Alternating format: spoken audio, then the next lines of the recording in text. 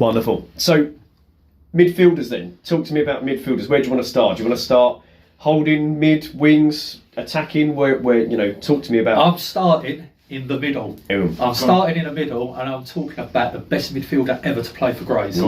Ever. Jason Walker. Oh, yes. And goal threat and all. Yeah. And the trophy run in 91. And the pace. Yeah. Pace. Everything. So, talk to me about that era then, because it's a different era. So, Jason Walker would have spanned Saxton era. Yeah, it was like Edwards era. mid to late 90s. Andy. Sorry. Late. Early 90s. 91 was Gateshead, wasn't it? Yeah, early 90s. Early 90s. So I think he broke his leg. Early 2000s, ended his career. Against Tilbury in the Stanford. It's It's like a helicopter on the pitch. Wow. Yeah. After he'd scored, an absolute worldie as well.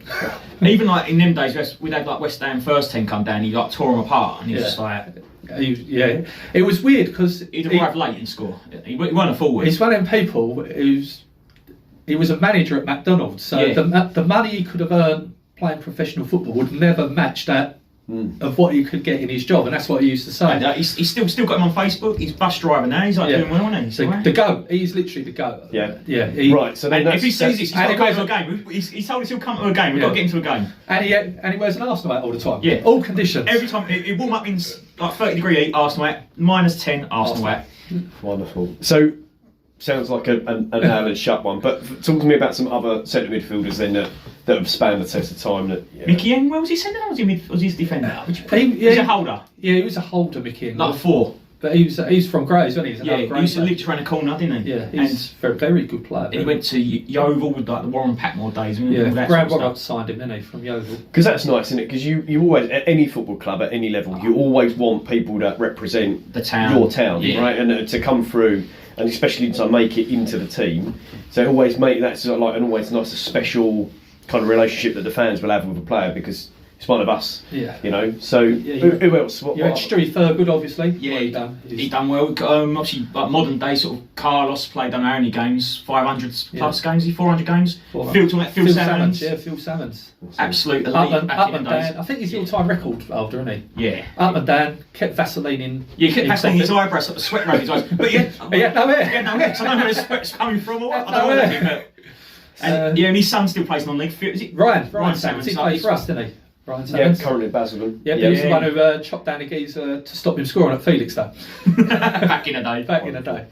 You had him, and then like Jim Sheringham. Was a very good player. Back to that trophy run.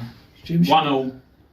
Last minute, I don't know, ball come across 6-yard box. He cleared the ball call. No, Bradbourne Road. Was it? Yeah, it landed in the park. It went that far, it landed in the park. Yeah, what park though? Queen's Park Rangers? Atherway Park. Then obviously our two other players who were good, very good player was Danny Snowsill. Yeah, and he was another specialist in the rain as well, wasn't he? Yeah, but he was technically very good. Was it Danny? Who was it? Danny at Lee? Did Lee play the game against? We played against Braintree. That was Danny, the mudlark. Yeah, and the ball stopped. I don't know if it was a pass back or a long ball, and it just stopped halfway between their centre back. We were playing Braintree at home, and the goalkeeper. And the ball stopped, so he got there. The keeper surging through. And just he like he was walking on the water. I went round the keeper and put it in, and like, they were going mad. But the ref said, "No, we're finishing the game. We won 2-0." Yeah. Like Braintree, well, they're a good team. That was a good team back then as well. Yeah. And they was like come from the Southern League to our league, and just that day, another muddy game, wasn't it? Yeah. Obviously, Delroy Roden. Oh yes, he was 60s, but he's still playing when we first started going. Right. And absolute legend he was of the club. Yeah, there were Lambert Joseph. Lambert Joseph. And single, one-off performance, won a game on his own against Purfleet on Easter Monday, Andre Delion. Yes, Andre Delion. He was another one, randomly fan from somewhere. But his mate had to play as well, Jermaine Winter. Yes. So we signed this geezer, Andre, and he'd only sign if his mate come. Who was also pretty good. Yeah. And Danny Hazeldine. Oh yeah, that was the old FA Cup run years, wasn't it? Yeah. And we had it was a sort of attacking midfielder stroke striker, and he played. I think it might be for Nigeria at the 1984 Olympics. Joe Odigabami. Yeah, and he came over and played for us from He signed from Purfleet, and he was really good at Purfleet. He was really good at Purfleet. When Calder came over, didn't he? Odigabami. So we talked about strikers a while ago that never made it. And you talk about, is that one of those signings that come with so much promise and then just... he played well and he was at the end of his career, so... I think Calder left us to go to Enfield and the first player he signed from us was Odigabami. Because he was good. Yeah. Because he was good. Yeah. Was it Abingdon away or so, and he literally Yeah. danced through the whole team and scored this goal. and then stopped on the line, backheeled it in. Wow. And then, like, in them days, they used to stop. Everyone got fish and chips, like a nice healthy diet. Yeah. Bit of carbs in the chips, protein in the fish. Everyone my loved own, it. yeah. It was like beautiful. Nice. So, So, wingers then. Over the years, we've been known to be a quite a wide team attacking going forward. What kind of different wingers from different eras can you think of? Sammy Cooper, was he? Sammy Cooper was a winger. Sammy Cooper, very good.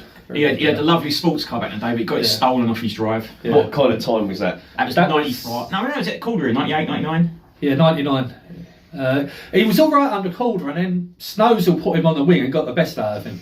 Like, a little sometimes, a manager just comes in and goes, "Actually, I'm going to stick you there."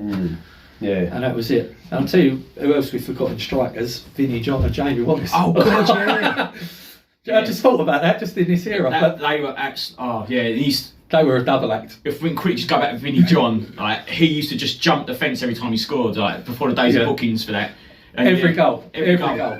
Like, even if it was like 4-0 down, we scored a thing, he'd be just like, yes, just jump the fence. But he ended up playing centre back as well when he went to Hornchurch, didn't he? Or Bishop Stortford. Like, they decided he was going to play him at centre back for whatever reason. It's one of those things, though, isn't it? I suppose you don't lose the way of playing a game, but your body just slows down a bit. And Jamie Wallace, he scored a goal and do a press up. Yeah. 20 press ups. 20 press ups after a goal. If he's ever scored that trick, he'd have arms up Popeye next day.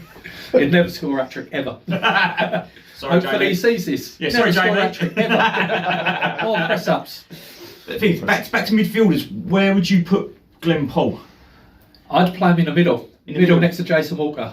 Bring me that midfield. And he was a great player in the conference years, but equally he could play sort of non-league level professional football. He just played all levels, and he's always effective, whichever part of his career it was in, wasn't he? Yeah, I think like with the players, so Harris going, you'd have Eastwood up front on his own, Jason Walker and Glenn Paul in the middle. Probably got to have three in the middle. Got to have Thurgood in the middle. Yeah, bit of steel and defence in there as well. For people that will remember the trophy run seasons, and you had Fergus and Martin in the middle. I mean, that was John was Martin, a force, wasn't it? Yeah. John Martin in there, kind of that won us games. Just being tough, being brutal, Whatever being. happened to John Martin's wrist? Is it permanently injured, or is it like a superstition thing? He is always wearing a white bandage. Always. Luis Suarez. He's got Luis Suarez syndrome. Yeah, well, apart from biting people. Yeah. But yeah, and that, like, so we got them. I mean, any other kind of notable wingers you can think of? Any ones that didn't like that were just Steve awful? Blaney. Remember Steve Blaney come from St Albans, and he used to terrorise teams. Probably when we played St Albans, we beat them 9-0. Yeah, and he come to us, and he looked like he'd never played football in his life. Honestly, he looked like he'd never kicked the ball in his life. But he had this big promise of He might have done well at Felix though, better pitch. better pitch. Yeah, but alright, we come to the rec, he couldn't play on the rec. Yeah, he's one of them players, and he's like done nothing. Matt Bodkin was the same. as Yeah. well. Oh, who's that? Matt Lawrence. Matt Lawrence. That was another of the Saxton's Christmas signings that he went on to play for Fulham and Wickham, didn't he? He left Grays after 5 games to play for Wickham, and then played 2 or 3 seasons at Wickham, captain Millwall in the cup final. Oh, he's Well, yeah. Well, He was. I think he was. Was he English? But he was at university in America. Yeah. That's where they used to recruit a lot of their players from. Yeah, Saxons used to find school kids. Russell Penn. Russell Penn, yeah. Russell Penn. name that we mentioned in a previous episode. Hooper. Hooper, yeah. Put him in the midfield tie, he's midfielder. He's a midfielder, but I don't see him getting in. Oh, well, okay. I don't see him getting in. You've got to remember, he was 15, 16 when he played Russ, so... Yeah. I mean... His career escalated when he left us. Yeah, he got a lot better when he left us. I mean, my outstanding memory of him is Exeter away, last minute, toe poking one in, and then just going mad in a He done it at Stevenage as well, didn't he? I think Thurgood missed the penalty and he smashed a rebound in, and the fence may have toppled over at the away end. Oh, don't, yeah. Speaking of that area as well, Dennis Ollie. Big Dennis, the first winger. time He was a round. winger. The first time round, not the second time Now, round. talking of Exeter, he tore them apart in the trophy as well, that game. Yeah, he was a winger when he came, And wasn't he? he come back to us when we played at Avely, and he was at Parkside, and he was really good as well. Even in that late of his career, he done really well. Big Diesel. Yeah, he was absolutely running the games. Yeah, okay. So going back to our fancy team then, so kind of shore up that midfield for me. What does it look like? Go on. Go. So you said, who's your holder again? Was it Fergus? Thurgood's holding, Glenn Paul, and Jason Walker. Yeah. So that's your three in the middle. And who'd go up front in the last episode? One up front, Freddie Eastwood up front. So we need sort of two sort of. We're going to go wing backs, or we're going to go wingers. Go wingers. We go attacking. Stimpson would want it. All out. Stimpson would want us to attack. He would want So us you to put be Dennis brave. Ollie in as well then as a winger? Yeah, you've got to have Dennis Ollie on one wing because he's going to give you goals as well. Who do you have on the other side? I don't know. The other side is tough. I mean, Carlos plays out on the wing. Would Carlos. you, high cap holder? Would you put him out there? Would you put? You could. Yeah. You've got Carlos, you've got Hazeldean. Danny Hazeldean. You've got Sam Cooper. Sam Cooper was You've got good.